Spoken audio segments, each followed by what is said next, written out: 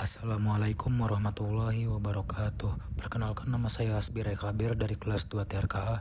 Kali ini saya akan menjelaskan hasil dari tugas latihan pemrograman web saya pada pertemuan 9, yaitu tentang PHP. Untuk menampilkan atau melihat file PHP, kita memerlukan XMPP dan juga mengaktifkan bagian Apache-nya. Lalu setelah Apache-nya aktif, kita harus membuka admin untuk melihat file-file. Langsung saja kita masuk ke latihan yang pertama. Di sini ada latihan pada modul 7. Yang mana di sini ada file PHP. Dan pertama, untuk membuat file PHP, kita perlu membuat tag PHP-nya, yaitu seperti ini, menggunakan tag kurung sudut, terus tanda tanya, lalu ada PHP, dan diakhiri dengan penutupnya tanda tanya dan juga kurung sudut. Dan untuk tag PHP ini hanya memerlukan satu bagian saja, tidak seperti dua bagian itu, yang mana ada bagian awal dan juga bagian akhirnya. Tapi PHP hanya memerlukan satu saja. Langsung kita masuk ke yang pertama. Di sini ada penginisialisasian variabel, yang dimana untuk membuat variabel pada PHP perlu membuat tanda dolar seperti ini, lalu membuat nama variabel. Seperti ini ada nama, NIM, kelas, dan juga umur.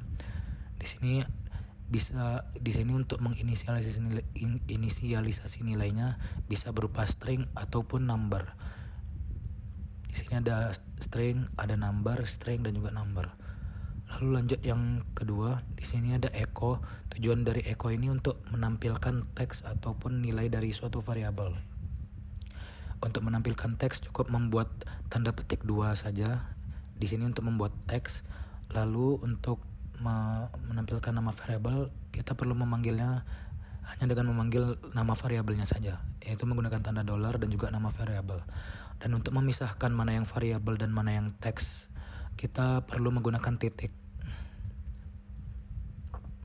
Lalu lanjut, di sini di bawah terdapat beberapa metode manipulasi kata yang tujuannya untuk merubah besar, kecil, maupun kapital dari kalimat.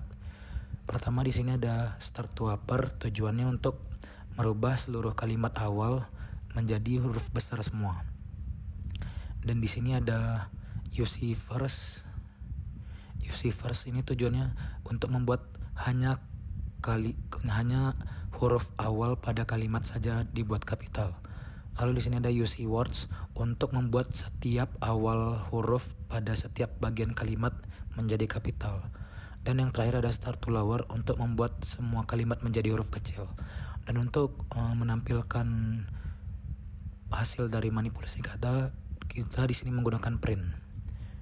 Dan di sini seperti biasa, setiap menampilkan dan untuk membedakan mana yang variabel dan mana yang teks, kita perlu menggunakan titik.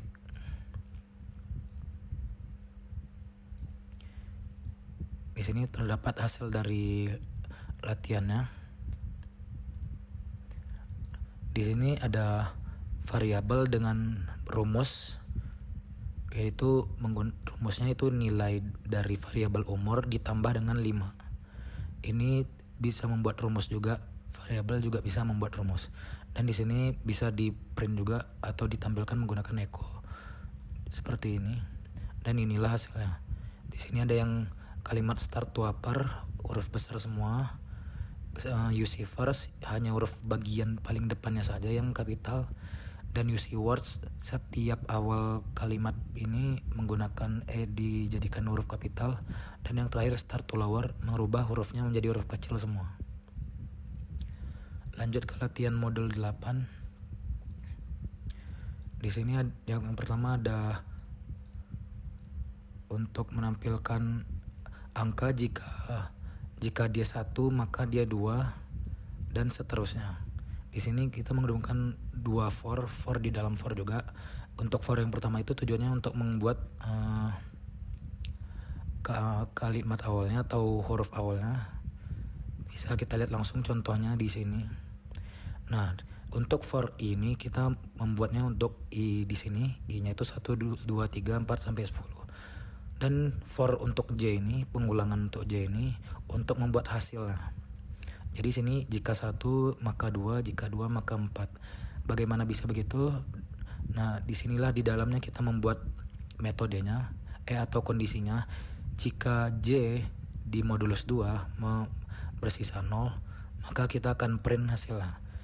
Print I increment, karena I-nya bertambah 1 terus sampai 10, maka hasilnya adalah J, dan hasilnya itu adalah kelipatan 2. Contohnya seperti di sini.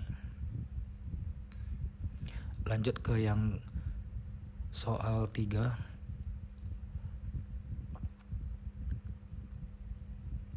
Di sini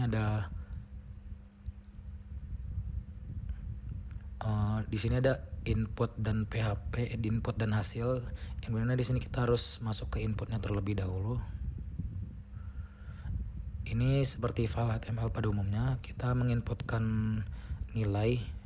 Di sini menggunakan tipe number, dan di sini diberikan nama nilai beserta tombol submit atau kirim. Tujuannya untuk kita berpindah ke file selanjutnya atau mengirim nilai dari sini untuk ke file PHP selanjutnya. Di sini kita masukkan 3. Di sini kita masukkan 51 karena ini tujuannya masukkan nilai mahasiswa seperti itu. Terus setelah kita kirim, maka dia akan menghasilkan input sesuai dengan kondisi if pada file hasil. Di sini terlihat kondisinya, jika post ini tujuannya untuk mengambil nilai dari file yang lain tadi, dan di sini diberi parameternya yaitu variabel nilai tadi agar menyesuaikan pada variabel nilai yang kita input tadi. Dan di sini kondisinya, jika nilainya lebih atau sama dengan 50, maka dia gagal. Dan jika nilainya di atas 0. Jadi kalau nilainya di bawah 0 tadi, maka outputnya pasti akan nilai tidak valid. Lalu lanjut di sini, karena kita menginputkan 51 tadi, maka di sini jika nilai lebih dari 50 maka dia sukses. Contohnya ada seperti sini. Jadi ini merupakan kondisi yang kondisinya menggunakan nilai variabel dari file lain. Lanjut kita ke modul 8 soal A. Di sini ada kondisi if else lagi, yang mana di sini kita langsung memberikan nilai pada variabel pertamanya. Di sini ada variabel x, nilainya sama dengan 1. Lalu di sini kondisinya, jika x sama dengan 1, maka nilai x benar. Dan jika nilai x tidak sama dengan 1, maka nilai x salah. Di sini kita telah membuat nilai pada awalnya 1. Nah, maka di sini hasilnya akan nilai x sama dengan nilai x benar. Dikarenakan kondisi if-nya x perbandingannya sama dengan 1. Maka dia akan ambil output yang bagian nilai x benar. Lanjut ke soal B.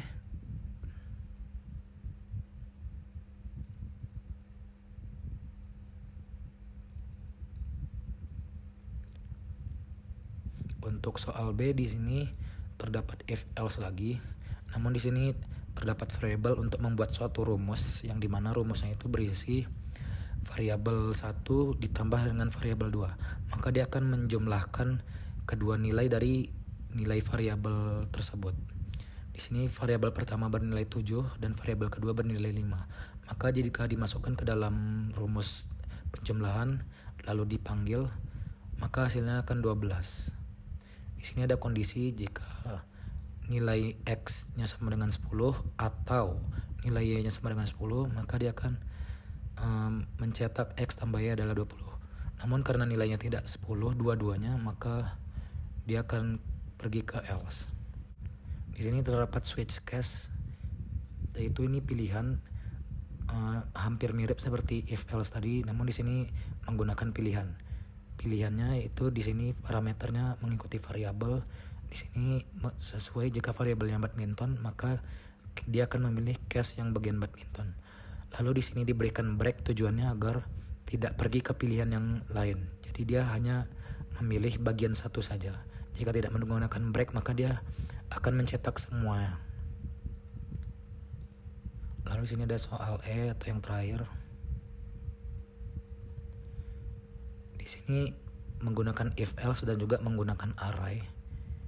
Di sini terdapat array yang diisi langsung nilainya. Ada Senin, Selasa, Rabu, Kamis, dan Jumat. Dengan size-nya kita buat 7. Lalu di sini ada variabel day untuk menentukan hari dalam bahasa Inggris mana yang ingin diubah menjadi bahasa Indonesia. Di sini kita buat Tuesday, dan sini dibuat kondisi if else if sampai else. Jika day-nya sama dengan Monday, maka kita akan memilih array indeks ke 0. Indeks ke 0 yaitu hari Senin. Jadi ini tujuannya untuk merubah bahasa Inggrisnya hari menjadi bahasa Indonesia. Hanya dengan menggunakan if else saja, yang dimana kondisi if else-nya kita buat hari bahasa Inggrisnya. Lalu jika sesuai dengan nilai variabelnya, maka kita akan panggil indeks dari array berdasarkan harinya yang sesuai. Jika Monday, Senin, Tuesday, Selasa, Wednesday, Rabu, dan begitu seterusnya.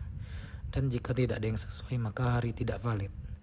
Baik, segitu saja. Sekian dari hasil penjelasan tugas saya. Mohon maaf bila ada kesalahan.